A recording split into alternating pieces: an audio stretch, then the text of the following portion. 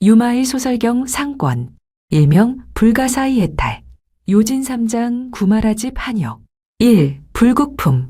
이와 같이 나는 들었다. 어느 때 부처님께서는 비아리의 암나수원에서 대비고 8천인과 3만 2천의 보살들과 함께 계셨다. 그들은 모두 많은 사람들에게 널리 알려진 이들로 부처님께서 갖추신 지혜와 그것을 얻기 위한 수행을 모두 성취하였는데 그것은 여러 부처님의 위신력으로 이루어진 것이었다. 그들은 진리를 지키는 성곽이 되어 항상 가르침을 받들고 사자후를 설하여 명성이 시방세계에 널리 알려졌다. 사람들이 청하지 않아도 스스로가 그들의 벗이 되어 그들의 마음을 편안하게 해주며 불, 법, 승, 삼보가 길이 융성하고 끊이지 않도록 하였으며 마군과 같은 원수를 항복시켰고 수많은 외도를 제압하였다. 몸과 마음 모든 것이 청정해져서 번뇌로부터 영원히 벗어나 마음이 항상 편안하게 걸림이 없는 해탈의 경지에 머물러 정념, 선즉, 총지, 변제가 끊이지 않았으며 보시, 지계, 인욕, 정진, 선정, 지혜와 그 방편의 힘을 부족함 없이 두루 갖추고 있었다. 무소득의 경지에 이르러 불기법인을 이루었고 그 경지에 수순하며 다시는 물러나지 않는 법륜을 굴렸으며 법상을 훌륭히 깨달았으며 또 중생의 근기를 알아 모든 사람들을 뛰어넘어 무소회를 얻었고 공덕과 지혜로서 그 마음을 닦았고 상으로 그 몸을 장엄하여 그 모습이 세상에서 비할 자가 없었다. 하지만 세간의 온갖 장식으로 몸을 꾸미고 있지는 않았다. 그 명성이 수미산을 뛰어넘고 그 깊고도 견고한 마음은 금강석과도 같았다. 진리의 보배로 널리 비춰주고 감로를 널리 흩뿌려주니 이 세상의 갖가지 말과 소리 가운데 미묘하기가 제일이었다. 연기의 이 법을 깊이 깨달아서 온갖 사견을 끊어버렸으므로 있다 없다고 하는 두 가지 극단적인 견해의 집착이 뒤에 남는 일은 없었다. 법을 연설할 때에는 사자가 포효하듯이 두려움이 없고 그 강설하는 가르침은 천둥 벼락치는 것과 같아서 헤아릴 수 없어 이미 그 한계를 아득히 넘어서 있었다.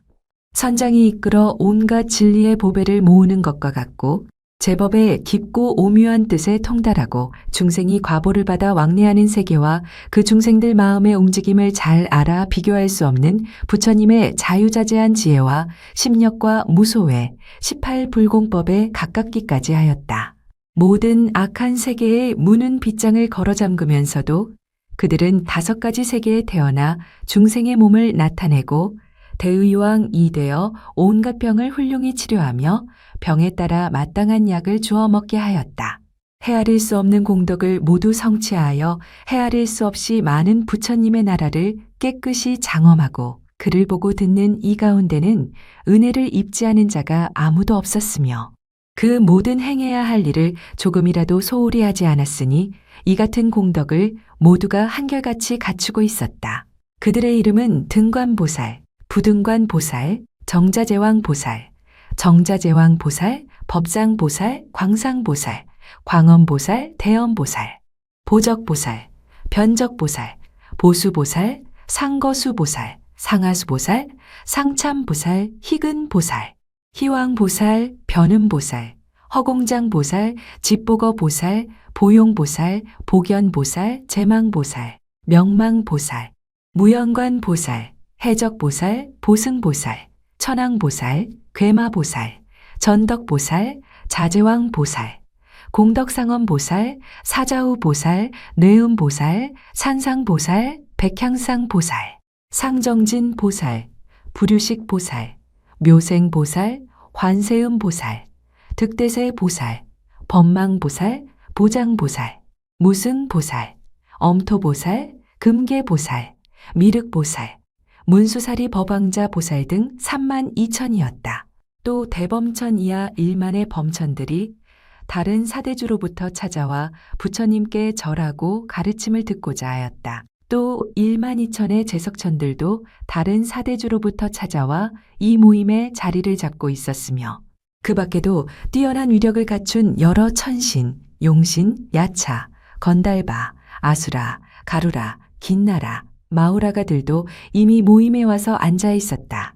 그리고 많은 비구와 비구니, 우바세와 우바이도 함께 모여 앉아 있었다.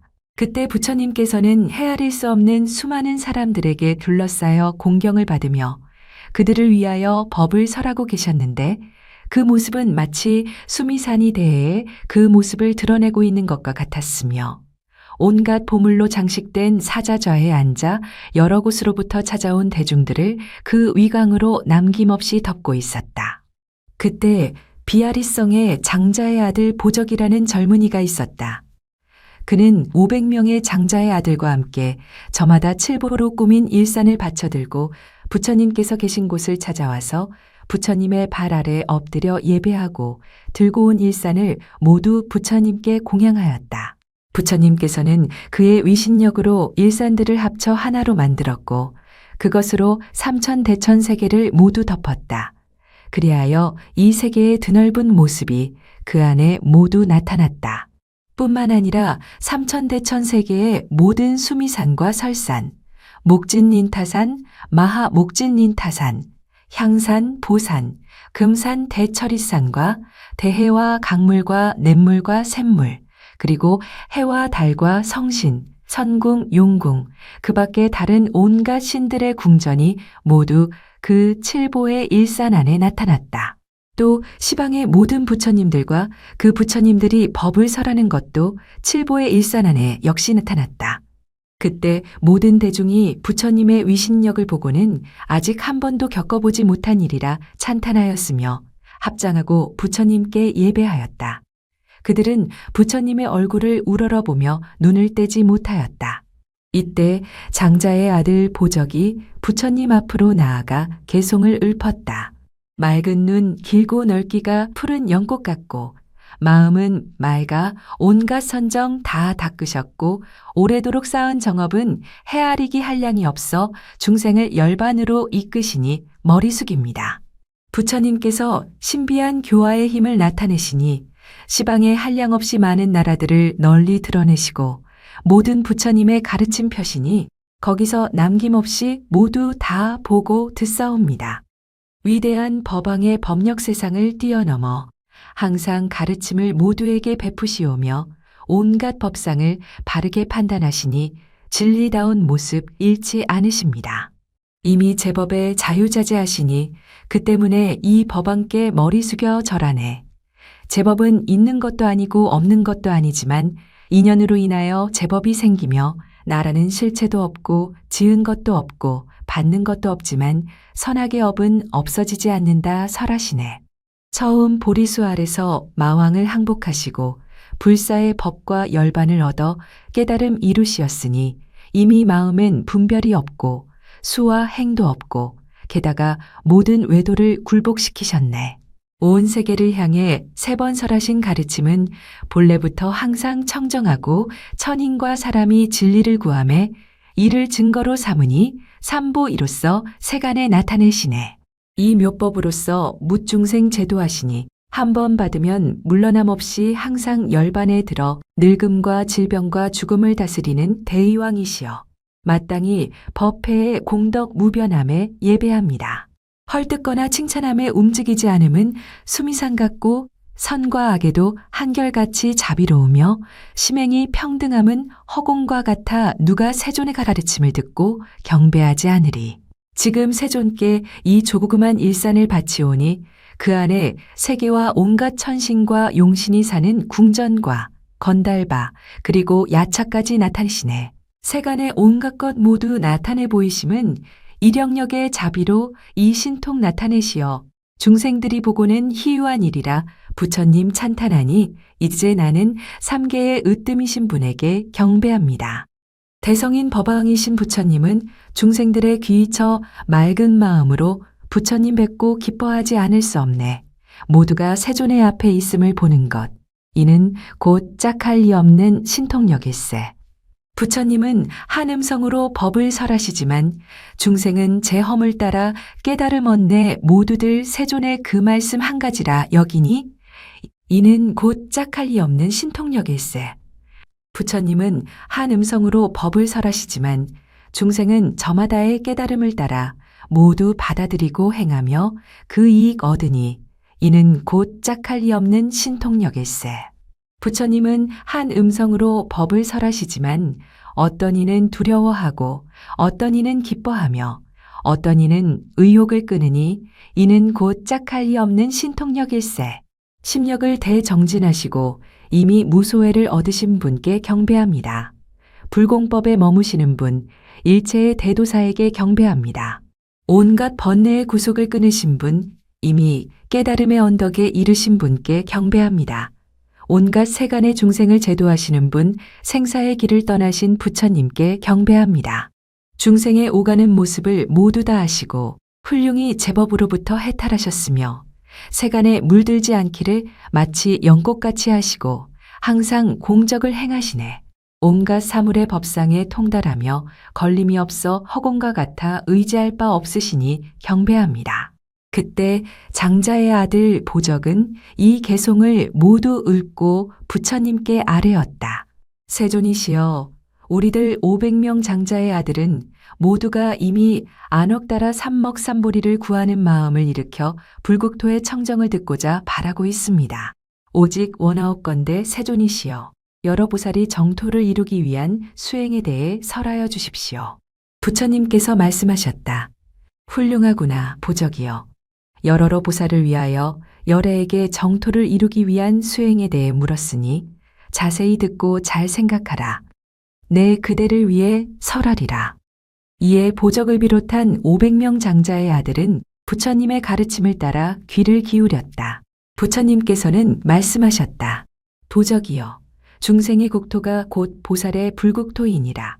왜냐하면 보살은 교화할 중생을 따라서 불국토를 취하고 중생이 마음을 조복하는 바에 따라 불국토를 취하기 때문이다. 또 모든 중생들이 어떠한 나라에 의하여 부처님의 지혜로 깨달아 들어가야 하는가에 따라 불국토를 취하고 모든 중생들이 어떠한 나라에 의하여 보살의 성근을 일으켜야 하는가에 따라서 불국토를 취하는 것이다. 왜냐하면 보살이 정토를 취하는 것은 모든 중생을 이롭게 하기 위한 것이기 때문이다. 비유하자면 어떤 이가 터에 집을 짓고자 하면 뜻대로 아무런 걸림이 없겠지만 만약 허공에 짓고자 한다면 끝내 지을 수 없는 것과 같다. 보살도 이와 같아서 중생을 성취시키고자 하기 때문에 불국토를 취하고자 원하는 것이니 불국토를 취하고자 원하는 자는 허공에서 이루어지는 것은 아니다. 보저가 마땅히 알아야만 한다. 올곧은 마음이 보살의 정토이니 보살이 부처가 될 때 속이지 않는 중생이 그 나라에 와선한다. 깊은 마음이 보살의 정토이니 보살이 부처가 될 때 공덕을 갖춘 중생이 그 나라에 와선한다.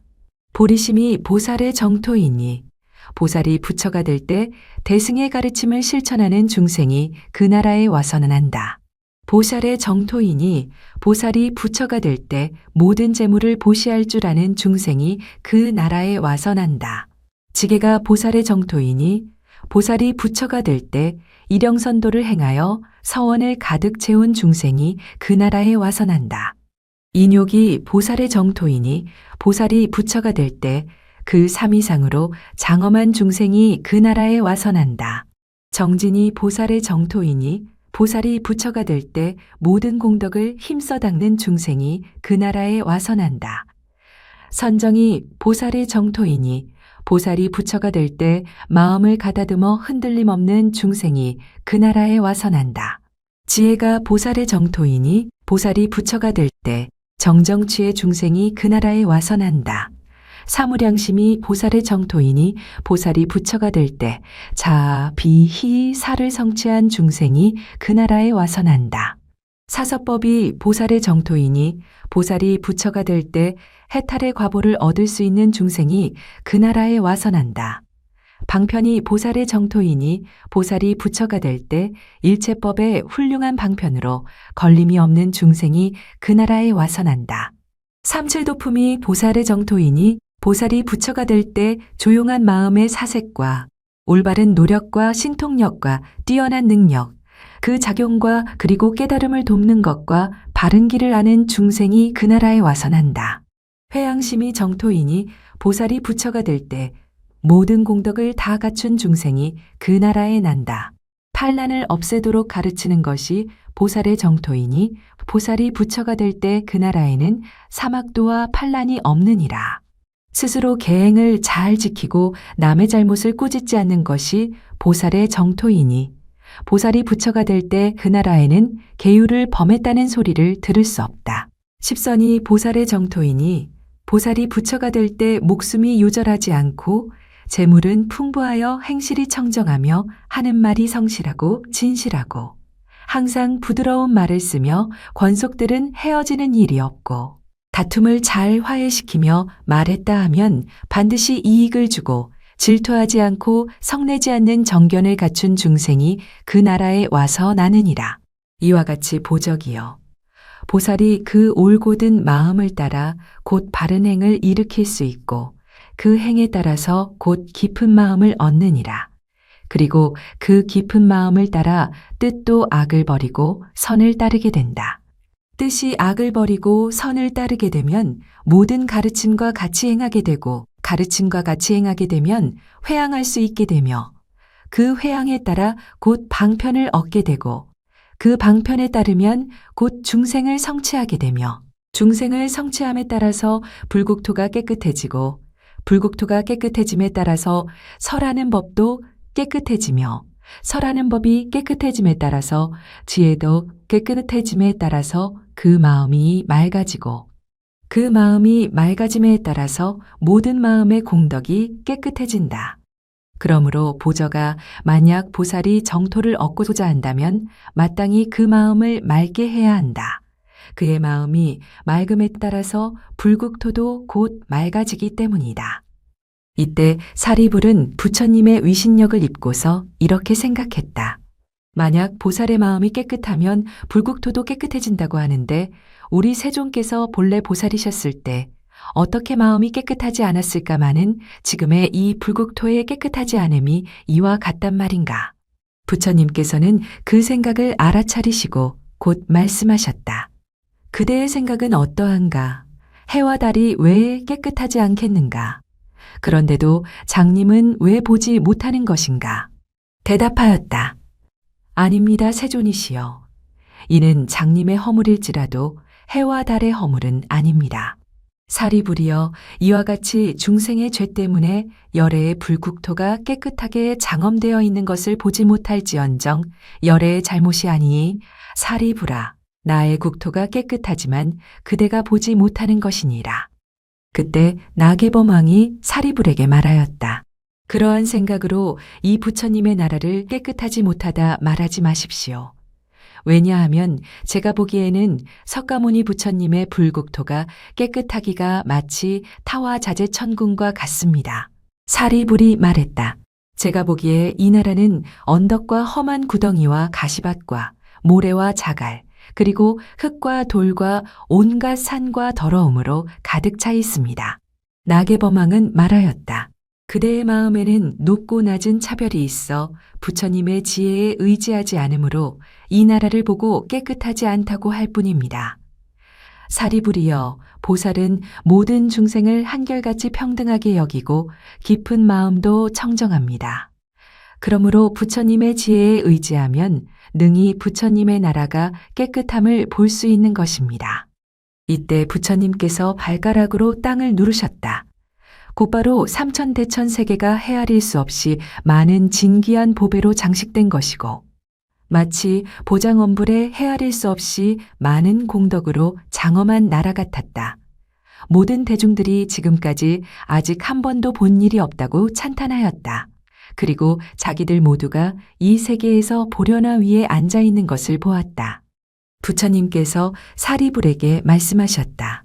그대는 지금 이 불국토가 깨끗하게 장엄된 것을 보았는가? 사리불이 대답했다. 보았습니다, 세존이시여. 한 번도 본 적이 없고 들은 적도 없는 것들이 여기 불국토에 깨끗하게 장엄되어 나타난 것을 모두 보았습니다. 부처님께서 사리불에게 말씀하셨다. 나의 불국토는 항상 이같이 깨끗하지만 이 나라의 어리석은 사람들을 건지고자 하기 때문에 이러한 온갖 악으로 가득 찬 더러운 땅을 보여준 것뿐이다. 비유하자면 마치 여러 천신들이 보옥으로 된 그릇으로 함께 밥을 먹는다 해도 그들이 지은 복덕에 따라서 밥의 빛깔이 다른 것과 같다. 이와 같이 사리불아, 만약 사람의 마음이 깨끗하면 곧 이 불국토가 공덕으로 장엄된 것을 볼 수 있을 것이다. 부처님께서 이 나라에 깨끗하게 장엄된 것을 나타낼 때 보적이 이끄는 500명 장자의 아들들이 모두 무생법인을 얻었고 8만 4천의 사람들도 모두 안억따라 삼먹삼 보리심을 일으켰다. 부처님께서 신통력을 거두어 들이시자 지금까지 있던 세계는 원래대로 다시 돌아왔다. 그러나 성문승 3만 2천인과 천신들과 인간들까지도 유의법이 무상함을 알았고 모든 번뇌를 멀리 떨쳐버리고 법안이 청정해짐을 얻었다. 또 8천의 비구들은 온갖 존재에 집착하지 않고 번뇌가 다하여 마음에 깨달은 바가 있었다.